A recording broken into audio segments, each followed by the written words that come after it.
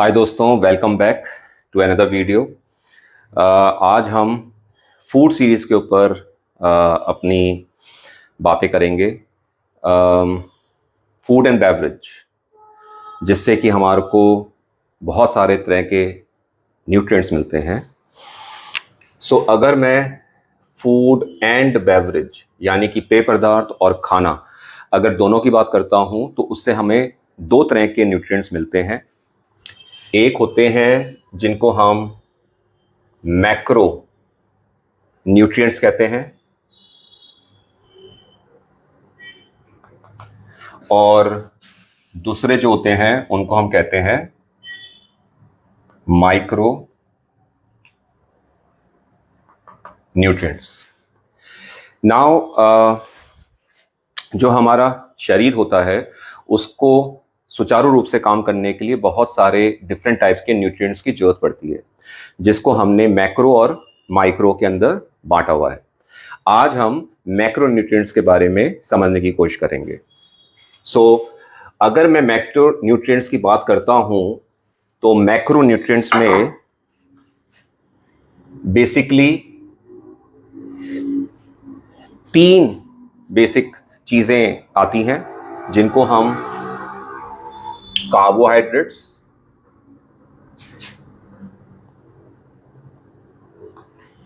दूसरे नंबर पे फैट्स और तीसरे नंबर पे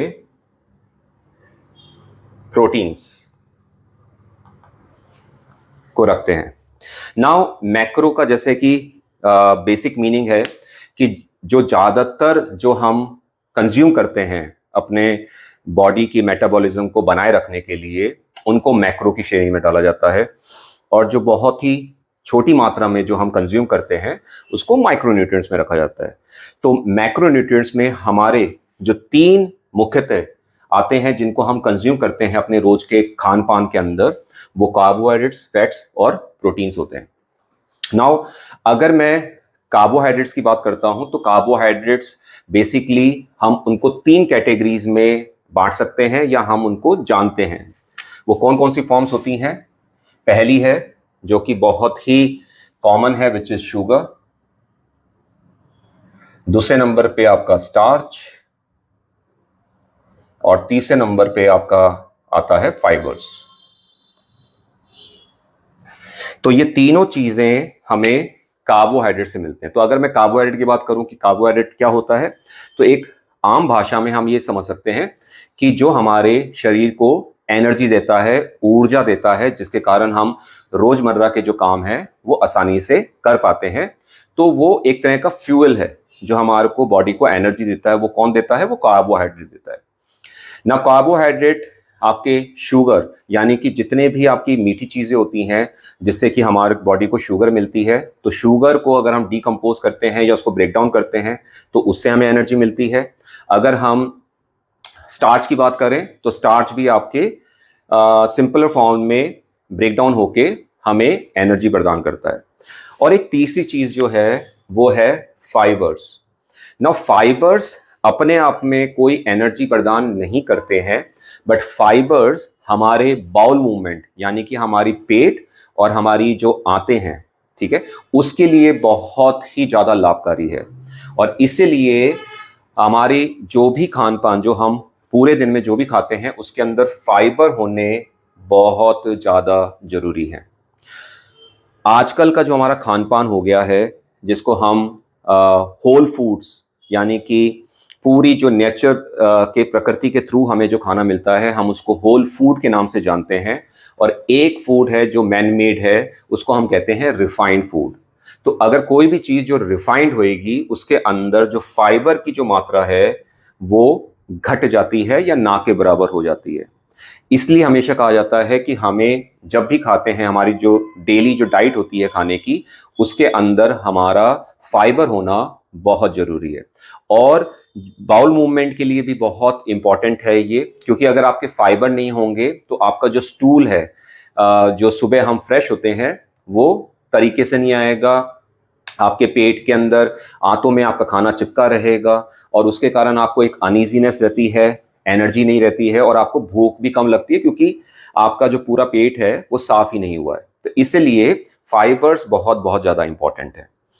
अगर हम फैट्स की बात करते हैं तो फैट्स बेसिकली आम भाषा में अगर हम इसको समझने की कोशिश करते हैं तो जो हमारे बॉडी के अंदर हजारों करोड़ों सेल्स हैं, उन सेल्स की मेंटेनेंस के लिए हमें फैट की जरूरत होती है, पहली चीज।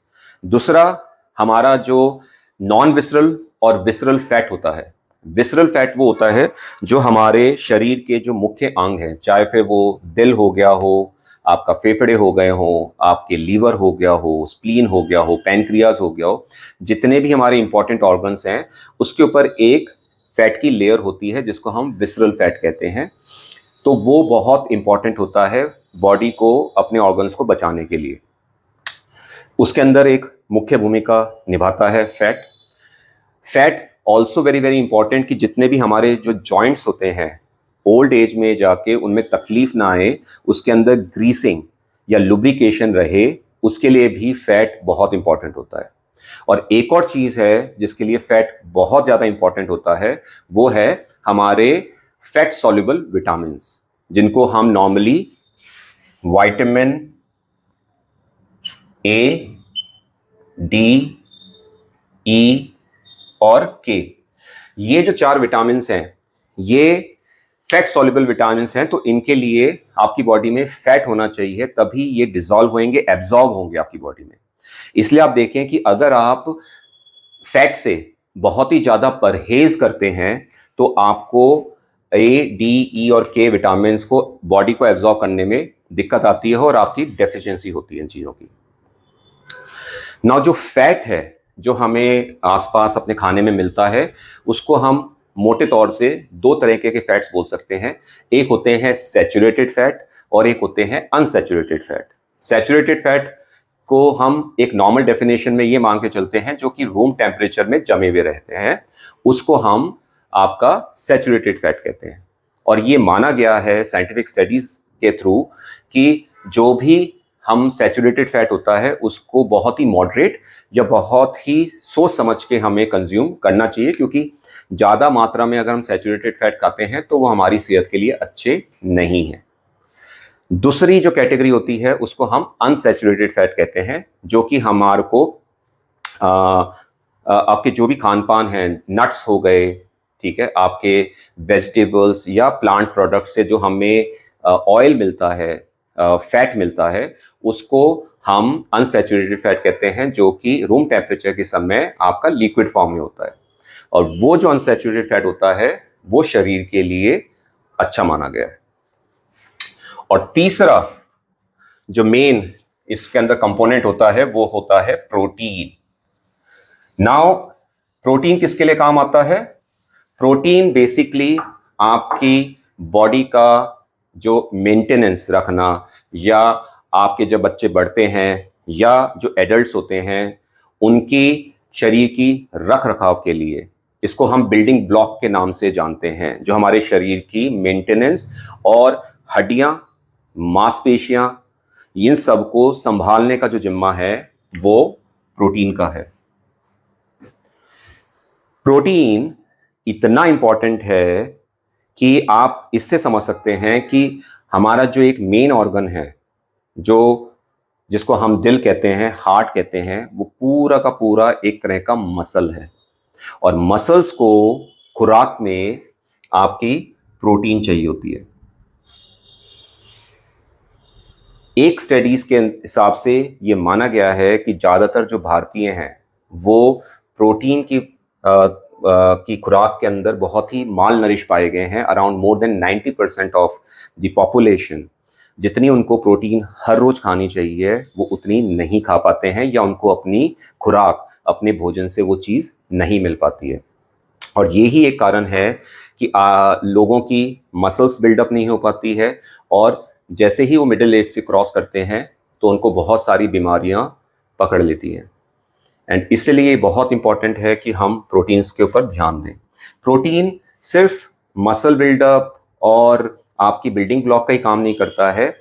प्रोटीन जो है वो आपका एनर्जी भी देता है। अगर आपकी बॉडी में कार्बोहाइड्रेट्स की कमी हो जाती है तो शरीर की ऊर्जा को बनाए रखने के लिए, शरीर की एनर्जी बनाए रखने के लिए जो हमारा जो बॉडी का मेटाबॉलिज्म है वो प्रोटीन्स को ब्रेक डाउन करके और इससे आपकी बॉडी को एनर्जी प्रोवाइड करता है। सो आप समझ सकते हैं कि तीनों जो हमारे कंपोनेंट्स हैं मैक्रोन्यूट्रिएंट्स के, तीनों ही अपनी अपनी जगह पे बहुत ज़्यादा इंपॉर्टेंस रखते हैं। नाउ कार्बोहाइड्रेट्स हमें किस में मिलते हैं?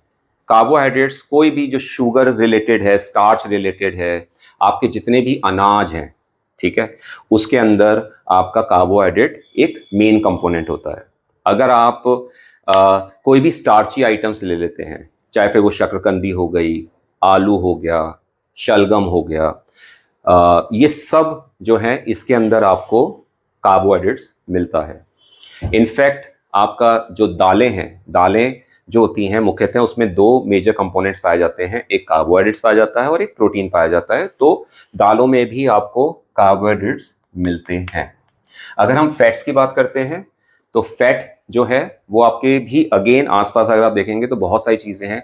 अगर हम रोज़ जो अपना खाना पकाते हैं उसके अंदर जो हम तेल का इस्तेमाल करते हैं, चाहे वो रिफाइंड तेल हो, चाहे वो असली घी हो, चाहे वो आपका कच्ची घनी का तेल हो, वो आपका फैट की जो रिक्वायरमेंट है उसको पूरा करता है। जितने भी अलग अलग टाइप के ड्राई फ्रूट्स आते हैं, नट्स होते हैं, चाहे वो आमंड, बादाम हो गया हो, अखरोट हो गया हो, काजू हो गया हो, उसके अंदर आपको फैट मिलता है। अगर हम अंडे की बात करते हैं तो अंडे का जो बाहर का जो पोर्शन होता है वो प्रोटीन होता है और जो अंदर का योक होता है उसके अंदर भी आपके फैट्स होते हैं, which is a good fat, जो कि जिससे कि आपको फैट मिल सकते हैं।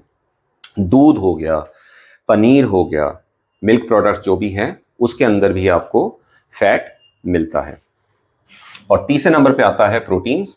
सो प्रोटीन्स मुख्यतः आपकी पल्सेस यानी कि दालों में मिलता है, आपको सोया में मिलता है जो कि जिसको हम सोयाबीन कहते हैं, ठीक है, आपके छोले हो गए, आपके राजमा हो गए, इन सब में मिलता है। और प्रोटीन की अगर आप ज़्यादातर देखेंगे तो प्रोटीन ज़्यादातर आपको नॉनवेज आइटम्स में देखने को ज़्यादा मिलता है, चाहे फिर वो आपका चिकन हो गया हो, मटन हो गया हो, एग्स हो गए हों, फिश हो गई हो, प्रॉन्स हो गए हों, तो उन सब से हमें प्रोटीन्स खाने के खुराक के रूप में हमें मिलता है।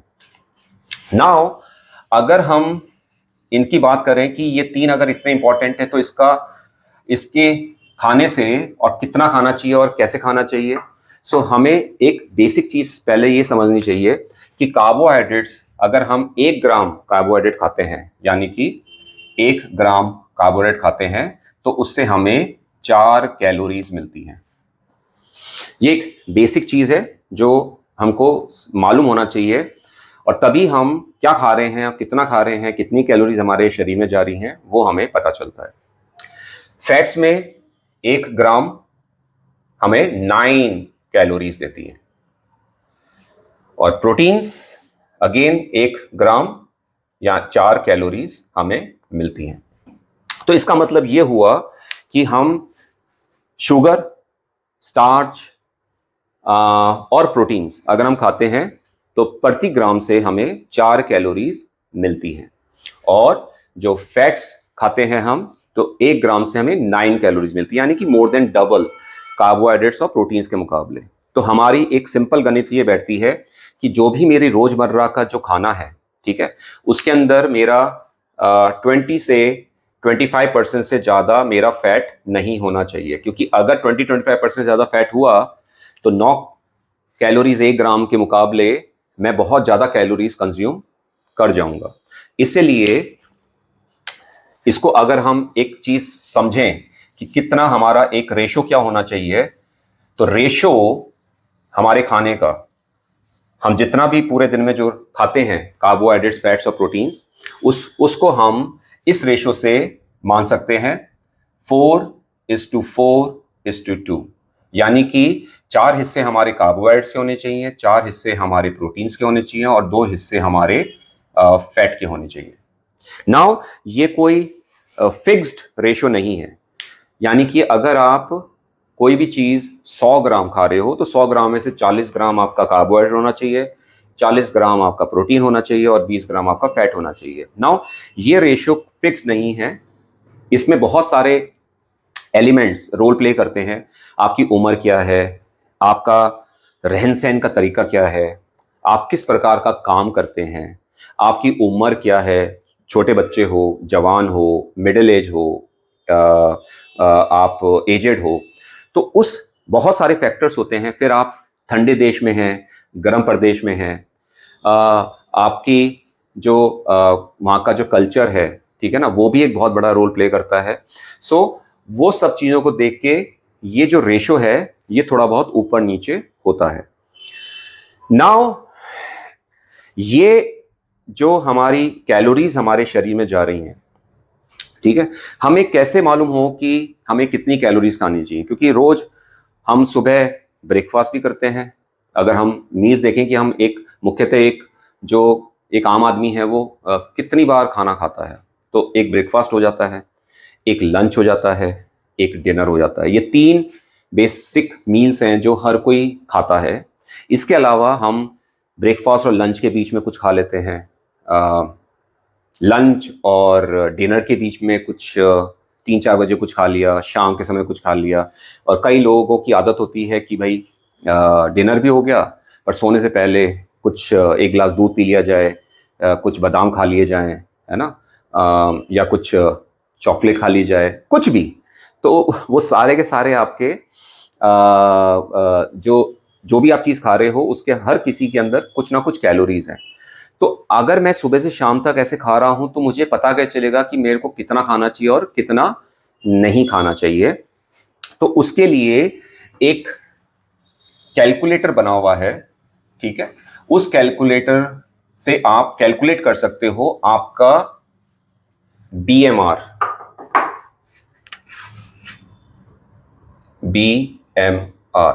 Now what is BMR? BMR को हम बेसल मेटाबॉलिक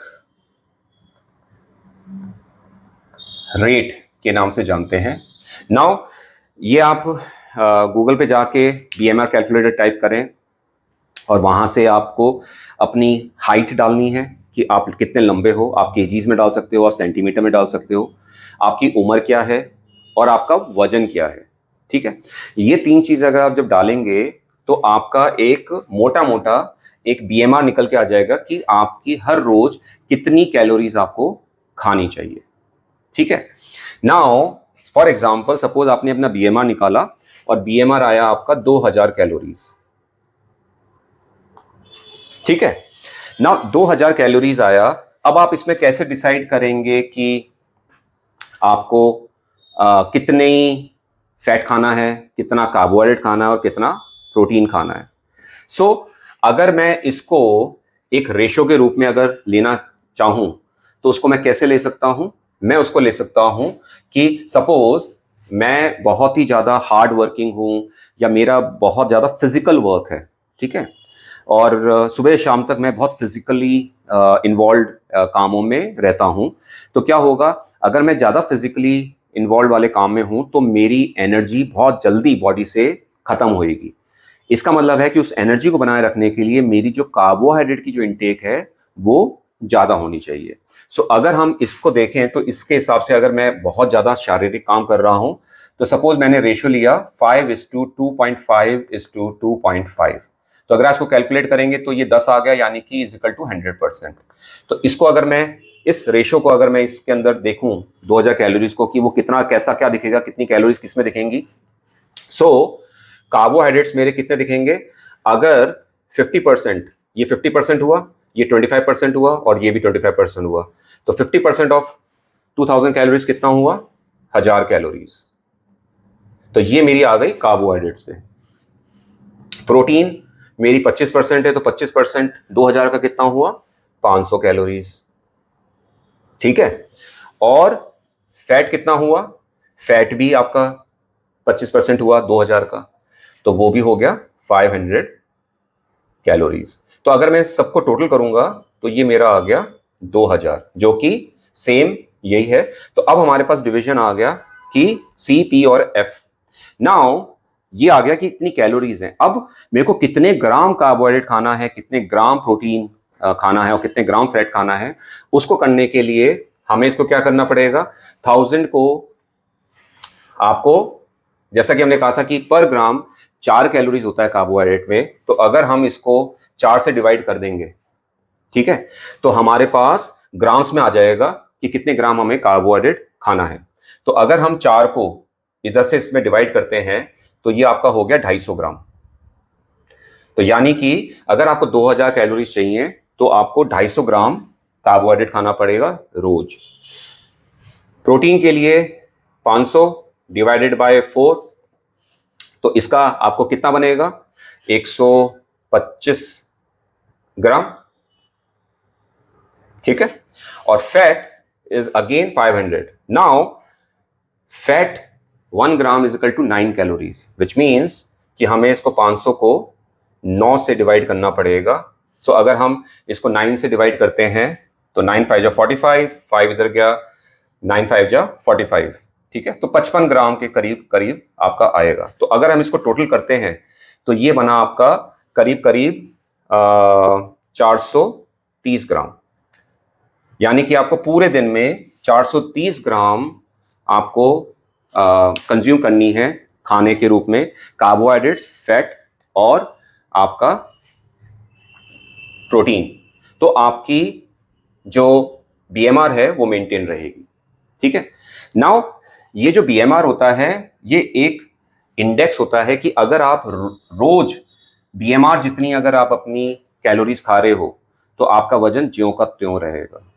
अगर आप 2000 कैलोरी से नीचे खाओगे यानी कि डेफिशिएंट हो जाओगे तो आपका वजन घटना स्टार्ट हो जाएगा, और अगर आप 200 कैलोरी से ऊपर खाते हैं तो आपका वजन बढ़ना स्टार्ट हो जाएगा। ये एक सिंपल गणित है जो हमें समझ में आनी चाहिए। नाउ आपका बीएमआर अगर निकल जाता है और पता चलता है कि आप कुछ भी नहीं करते, ये तो मैंने चलो एक उदाहरण दिया था कि इसमें आपका बंदा जो काम कर रहा है वो बहुत शारीरिक मेहनत बहुत है, फिजिकल बहुत है, तो उसका 2000 बन गया और 2000 के अंदर उसकी कार्बोहाइड्रेट्स की इंटेक ज़्यादा होनी चाहिए।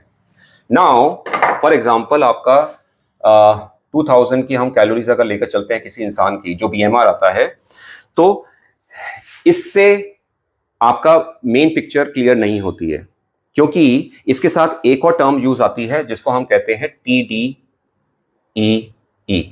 ओके। इसका फुल फॉर्म होता है टोटल डेली एनर्जी एक्सपेंडिचर, यानी कि आपने पूरे दिन में कितनी एनर्जी खर्च करी। भाई जितनी एनर्जी खर्च करोगे उतनी ही तो एनर्जी आप बॉडी में वापस डालोगे, वो होता है ना क्रेडिट एंड डेबिट। तो अगर आप 2000 कैलोरीज खर्च कर रहे हो रोज और आप 2000 कैलोरीज वापस अपनी बॉडी में डाल रहे हो तो आपका संतुलन बना रहेगा। अगर आप 2000 कैलोरीज खर्च कर रहे हो और आप उसमें से सिर्फ 1800 कैलोरीज या 1700 कैलोरीज अपनी बॉडी में डालोगे तो धीरे धीरे आपका वजन घटना स्टार्ट हो जाएगा, या फिर आप कमजोर महसूस करना भी स्टार्ट कर सकते हो। और अगर आपने 2000 से ऊपर लेना स्टार्ट कर दिया तो आपका वजन बढ़ना स्टार्ट हो जाएगा। नाउ ये जो TDE होता है इसको कैलकुलेट करने का सिंपल तरीका ये है, और इसको हम इसकी जो रेंज होती है TDE की वो रेंज होती है कि जो बीएमआर है, बीएमआर का 1.2 से लेकर 1.9 टाइम्स जो कैलोरीज मानी जाती हैं जो हमें खानी चाहिए रोज। नाउ अगर आप बहुत ही सिडेंट्री लाइफस्टाइल जीते हो, सिडेंट्री लाइफस्टाइल मींस पूरे दिन घर में बैठे रहते हो या ऑफिस में आप चेयर पे बैठे रहते हो, आप कुछ भी ऐसा फिजिकल कुछ भी काम नहीं करते हो, तो उसको हम 1.2 की श्रेणी में डालते हैं। तो 1.2 का मतलब हो गया 2000 इंटू 1.2, ठीक है। तो 2000 को अगर आप 1.2 करोगे तो आपकी जो कैलोरीज निकल के आएंगी वो आएंगी 2400, क्योंकि ये माना गया है, बीएमआर तो है कि आपकी बॉडी कितना एनर्जी खर्च करती है सांस लेने में। जो हमारे बॉडी पार्ट्स हैं वो धड़क रहे हैं, अंदर काम कर रहे हैं, तो उनको जो एनर्जी चाहिए तो वो एनर्जी कौन सी होती है, वो बीएमआर की एनर्जी होती है। बट इसके अलावा भी तो हम बहुत कुछ करते हैं। हम सो के जब उठते हैं, हम बैठे हुए हैं, हम चल के बाथरूम गए, हम सीढ़ियाँ उतरे, हम लोगों से बात कर रहे हैं पूरे दिन, मैं बैठा हुआ हूँ, मैं खड़ा हुआ हूँ, तो ये सब करने में भी मेरी एनर्जी खर्च होती है। ठीक है, तो उस एनर्जी को भी आपको इंक्लूड करना पड़ता है इस बीएमआर के अंदर, तब जाके आपकी वो टीडीईई टोटल आपकी डेली एनर्जी एक्सपेंडिचर निकलता है, तो वो 1.2 होगा। अगर आप हल्की फुल्की एक्सरसाइज करते हैं तो आपका 1.2 की जगह वो हो जाएगा 1.37। अगर आप हफ्ते में 3 से 4 दिन प्रॉपर एक्सरसाइज करते हो तो 1.5 आपका टीडी हो जाएगा। और आप सातों दिन जिम करते हो और बहुत ही अच्छी कसरत जाते हो तो वो वहां पे आप 1.9 तक जा रहा है, यानी कि 1.9 का मतलब हो गया 3800 कैलोरीज। क्योंकि जो आपकी बॉडी को फंक्शन करने के लिए जो एनर्जी चाहिए वो तो 2000 चाहिए, और आप जो बाकी की जो 1800 बची, अगर 3800 में से मैं अगर 2000 निकालूंगा, 1800 कैलोरीज आप अपने काम, अपनी फिजिकल फिटनेस, एक्सरसाइज, उससे आप खर्च कर रहे हो। तो आपके हर रोज आपकी बॉडी में से 3800 कैलोरीज खर्च हो रही है।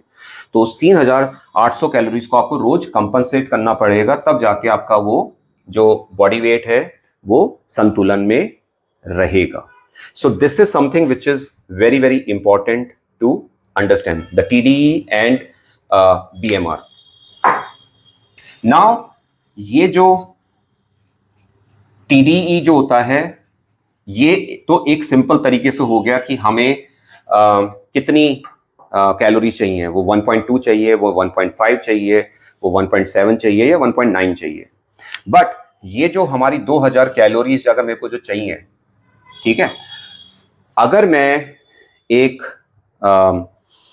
फुल हेल्थ फ्रीक बंदा हूं, यानी कि मैं सातों दिन जिम जाता हूं, 2-2 घंटे एक्सरसाइज सुबह कर रहा हूं, 2-2 घंटे शाम को कर रहा हूं, तो मेरा जो इंटेक जो होगा, यानी कि प्रोटीन, कार्बोहाइड्रेट, फैट्स का वो रेशियो चेंज हो जाएगा। जैसे कि हमने एक वर्किंग पर्सन का देखा था जो कि बहुत फिजिकली इन्वॉल्व रहता है अपने काम के अंदर, तो उसके अंदर हमने इसको लिया था कि उसका जो रेशियो होगा वो 50% कार्बोहाइड्रेट का होगा।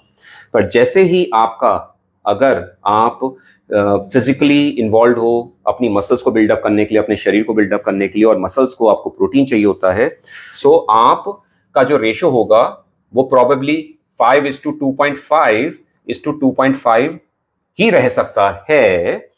बट इसमें चेंज क्या होगा, ये जो 50% है ये आपका प्रोटीन हो जाएगा, ये 2.5% आपका कार्बोहाइड्रेट हो जाएगा, और ये 2.5% आपका फैट हो जाएगा। तो आप देखें कि जैसा आपका लाइफस्टाइल है, जैसा आपकी काम करने का तरीका है, उसके हिसाब से आपके ये जो मैक्रोज हैं, इसके जो रेशो है वो आपका चेंज हो जाता है, राइट।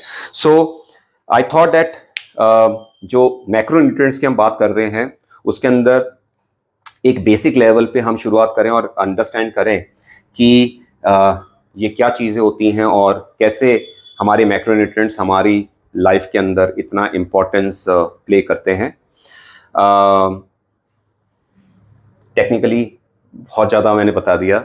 सो आपको मेरा वीडियो कैसा लगा, प्लीज़ कमेंट करके ज़रूर बताइएगा, लाइक करें, सब्सक्राइब करें, और मैं बहुत जल्दी इसका पार्ट 2 बना के आपके सामने लाऊंगा। तब तक please take good care of yourself. Thank you.